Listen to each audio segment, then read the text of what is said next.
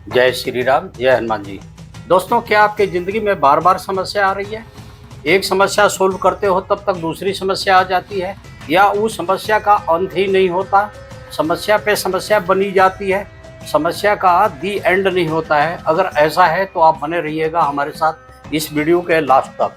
हम आपको ऐसे ऐसे टिप्स बता रहे हैं कि आपकी समस्या ही खत्म हो जाती है और ख़त्म हो जाएगी। और आप क्या करिएगा, देखिए, आप किसी मंगलवार या शनिवार से हनुमान जी का स्तुति करने के लिए मैं बताऊंगा। वो स्तुति करना है राम दरबार के सामने, हनुमान जी के विग्रह हो या हनुमान जी की तस्वीर हो।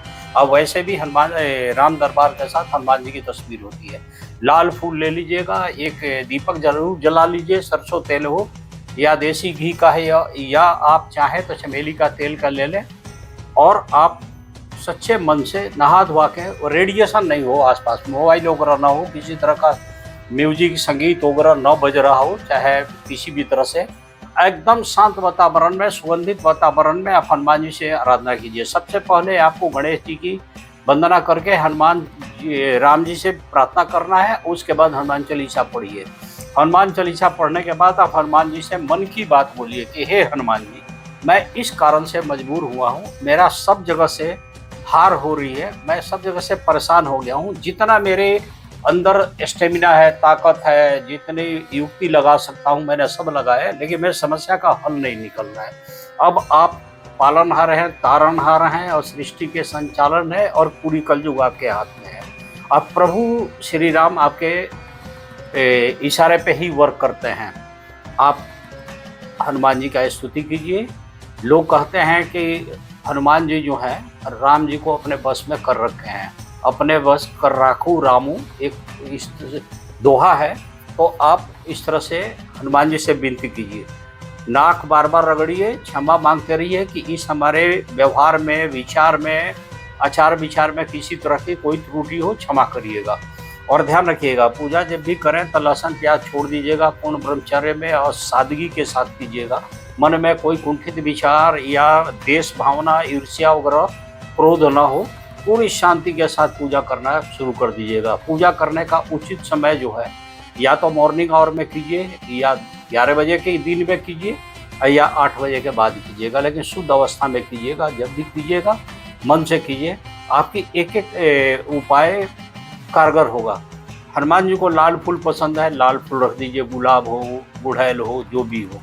हनुमान जी को मीठी चीज़ पसंद हो, मीठी चीज़ आप रख दीजिए, फल रख दीजिए, मीठी कोई भी चीज़ बना के रख दीजिए, चाहे तो गुड़ चना रख दीजिए, लड्डू रख सकते हैं। ये सब रख के हनुमान जी की विधिवत पूजा कीजिए। आरती में कपूर का जरूर प्रयोग कीजिएगा, कपूर रख लीजिएगा। और चाहें तो कलाबाई की बत्ती की भी दीपक बना सकते हैं, आप रख लीजिए, उसमें लौंग रख दीजिएगा। ये विधि बता रहा हूँ। तुलसी दल लेके, हाथ में गंगा जल लेके एक संकल्प कर लीजिएगा कि हे प्रभु, आज मैं आपका वाहन इस मंशा से कर रहा हूँ कि मेरी समस्याओं का निदान हो जाए, मेरी समस्या ख़त्म नहीं हो रही है। और लगातार आप करना शुरू कर दीजिएगा, और करके हनुमान जी से अपने मन की बात करके पूजा करना शुरू किए। और हनुमान चालीसा पढ़िए। देखिए, कम से कम एक बार तो जरूर पढ़ना है। अगर संभव हो तो आप 7 बार पढ़ लीजिए, नहीं तो 3 बार पढ़ लीजिए।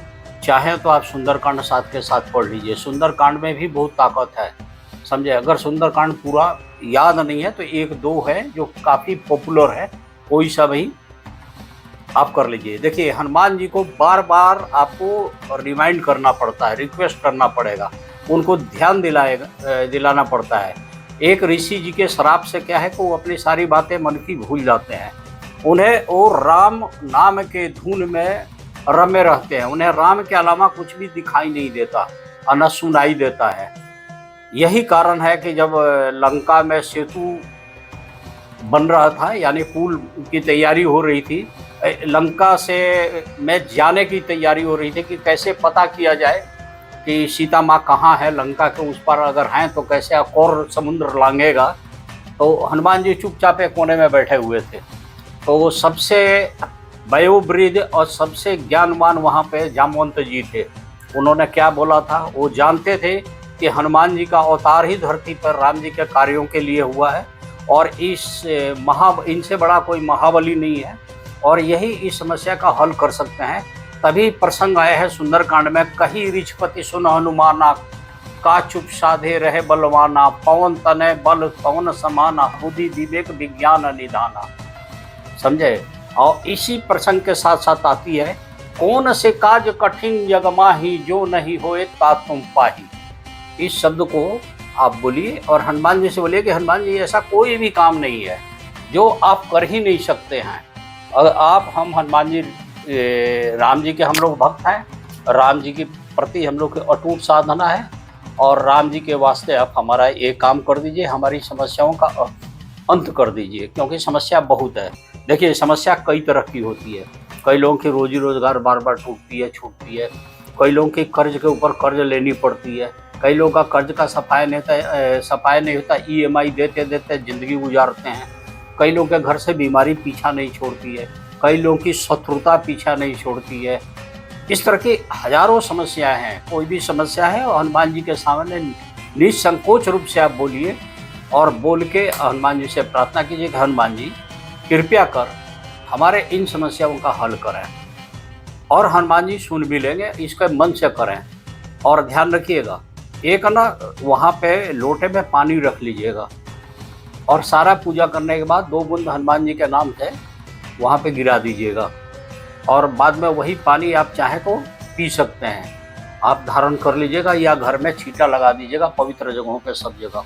तो इस तरह से आप करिए, आपकी समस्या सुन लेंगे हनुमान जी। तुलसी जी की मैंने बता दिया है, चाहे तो एक पान का बीड़ा अगर संभव है तो वो भी लेके बैठ जाइए। हनुमान जी का एक छोटा सा झंडा पताका रख लीजिए। हनुमान जी को खुश करना है, और हनुमान जी आप चाहे कुछ भी जुगाड़ कर लें, जल्दी नहीं खुश होंगे। अगर राम जी को आपने प्रसन्न कर लिया तो हनुमान जी खुश है। ठीक है, मिलते हैं दोस्तों नेक्स्ट वीडियो में, और आपके कोई क्वेश्चन हो तो बताइएगा। जय श्री राम, जय हनुमान जी।